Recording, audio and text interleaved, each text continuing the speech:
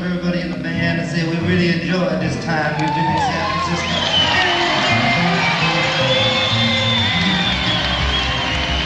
And I know I speak for everybody, I say I sure hope we do get invited back.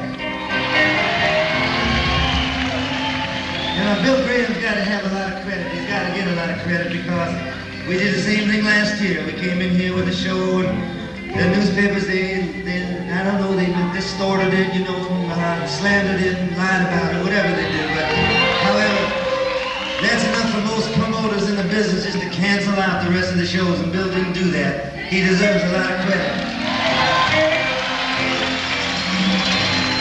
Anyway, I ran into a girl here on the street a while back, and she said I was a strange person, and she told me why. She said you were born up in a certain area where the ground is metallic, and actually she's right.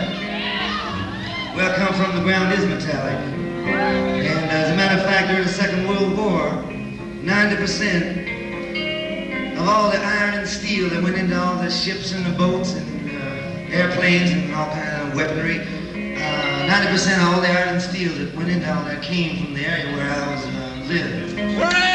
They dug it out of the ground there, so sure there's something to that, I'm sure. But anyway,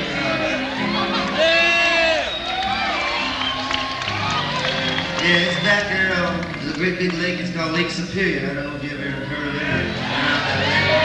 Across the lake is a town called Detroit. Detroit once when I think I was about 12 or so. I was with a friend of mine who had relatives there. Anyway, I can't remember how it happened, but I found myself in a bingo parlor where people come and they eat all day and they play bingo all night, and there's a dance band in the back. And it was the first time, being where I'm from, I only hear mostly country music, you know, Hank Williams, Hank Snow, Hank Penny, all kinds of Hanks.